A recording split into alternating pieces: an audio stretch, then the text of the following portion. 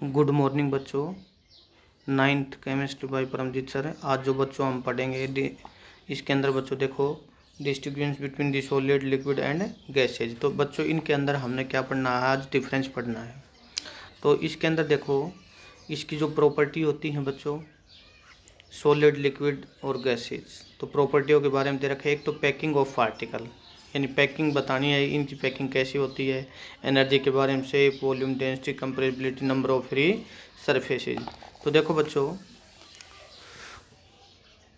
Solid के अंदर most closely packed, ये क्या होता है, क्लोजली पैक्ड होता है। और लिक्विड क्या होता है, लूजली पैक्ड होता है। ये यानी सॉलिड के बजाय ये कम इसके अंदर यानी पैक्ड होता है, ये क्लोजली पैक्ड होता है। इसके बीच में वैकेंट स्पेस होता है, large vacant space between the particle. और गैसेज के अंदर बच्चों क्या होता है, लार्ज स्पेस होता है पार्टिकल के अंदर। सेकंड पॉइंट है एनर्जी का। Particle have the list energy, इसकी जो पार्टिकल की एनर्जी होती है बिल्कुल ही कम होती है। और particle have the higher energies than the solid. तो इसकी जो एनर्जी होती है लिक्विड पार्टिकल की, वो सॉलिड की बजाय क्या होती है, ज़्यादा होती है, क्योंकि ये फ्लो करते हैं। और particle have the high energy, क्योंकि गैस के पार्टिकल की एनर्जी सबसे ज़्यादा होगी। क्यों? क्योंकि ये बहुत ही फास्ट फ्लो करते हैं। थर्ड पॉइंट ये है शेप, इसकी जो शेप होती है वो क्या होती है, डेफिनेट होती है। इसके अंदर लिक्विड के अंदर बताओगे acquire the shape of the container, ये जो कंटेनर होता है उसके अकॉर्डिंग ही शेप क्या कर लेता है, अपनी शेप बना लेता है, acquire the shape of the container. और ये गैस भी क्या है, गैस की भी शेप है ना कंटेनर की तरह ही हो जाएगी। वॉल्यूम बताना है, इसके बाद हमने डेफिनेट होता है, ये भी डेफिनेट होता है, नो डेफिनेट वॉल्यूम, इसका कोई वॉल्यूम डेफिनेट नहीं होता है। उसके बाद अगला है डेंसिटी। डेंसिटी सॉलिड की क्या होती है, हाई होती है। फिर लिक्विड की क्या होगी, लो होगी। और जो गैसेज है उसकी क्या होगी, बिल्कुल ही लो होती है। उसके बाद है कंप्रेसिबिलिटी। तो इसको कंप्रेसिबिलिटी के बारे में बताना है कि कंप्रेस कर सकते हैं कि नहीं। तो नॉट पॉसिबल ईजली, सॉलिड को हम कंप्रेस नहीं कर सकते हैं, आसानी से क्या नहीं कर सकते, कंप्रेस नहीं कर सकते। Compressibility more then in solid, इसको हम सॉलिड से क्या कर सकते हैं, ज़्यादा क्या कर सकते हैं, कंप्रेस कर सकते हैं। बट इसकी भी कंप्रेसिबिलिटी बिल्कुल ही क्या होती है, लो होती है। और जो गैसेज हैं, गैसेज की जो कंप्रेसिबिलिटी होती है सबसे हाई होती है, क्योंकि इनको हम क्या कर सकते हैं, कंप्रेस कर सकते हैं।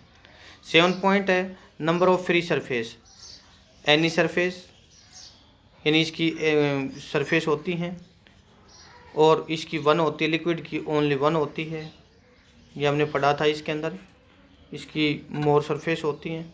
इसके अंदर क्या बताओगे, केवल एक बतानी हमने, और उससे आगे कोई सरफेस नहीं होती है। जो नेक्स्ट अपने पास जो क्वेश्चन है, नेक्स्ट क्वेश्चन अपने पास है वो है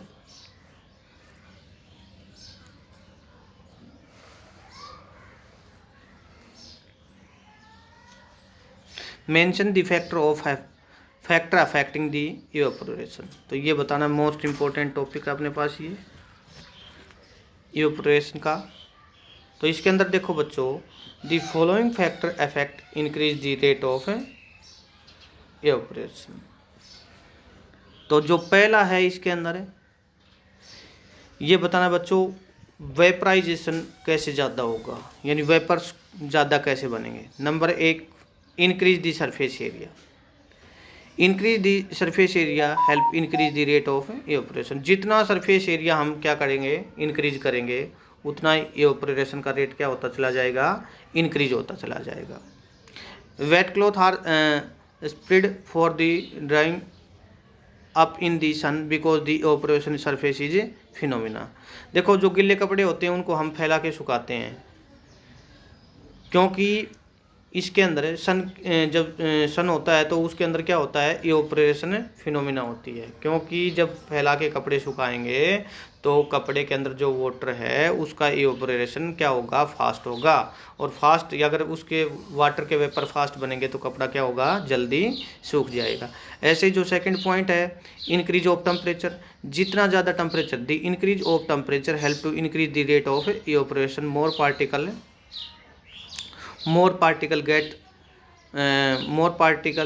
get more kinetic energy due to it to go into the vapor state। देखो बच्चों, जितना टेम्परेचर बढ़ाएंगे तो इवेपोरेशन हुआ है पार्टिकल का वो क्या होगा, फास्ट होगा, उसकी काइनेटिक एनर्जी बढ़ेगी और वो किस में चला जाएगा, वेपर्स यानी वेपर स्टेट के अंदर चला जाएगा, वेपर स्टेट में चला जाएगा। उसके बाद decrease in humidity, if the water of the vapour present in air increase the rate of evaporation will decrease.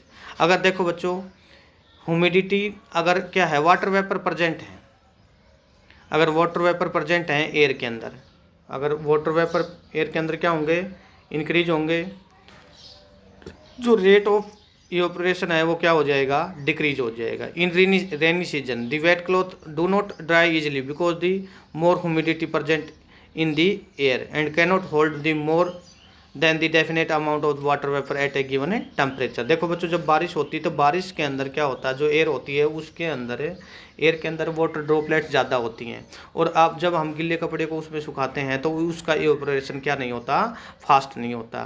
तो जितनी ह्यूमिडिटी क्या होगी, कम होगी, इट मीन्स वाटर वेपर जितने कम परसेंट होंगे एयर के अंदर उतना ही क्या होगा, इवेपोरेशन क्या होगा, फास्ट होगा। और जितनी ह्यूमिडिटी क्या होगी, ज़्यादा होगी, इट मीन्स जितने वाटर वेपर ज़्यादा होंगे उतनी ह्यूमिडिटी क्या होती चली जाएगी, कम होती चली जाएगी। इसलिए हमने क्या करना पड़ेगा, एयर के अंदर यानी क्या होनी चाहिए, नमी कम होनी चाहिए। अगला है इंक्रीज द वाइंड स्पीड, अगर increase the wind speed help the increase the rate of evaporation, तो जितनी हवा की स्पीड ज़्यादा होगी इवेपोरेशन भी क्या होगा बच्चों, फास्ट होगा।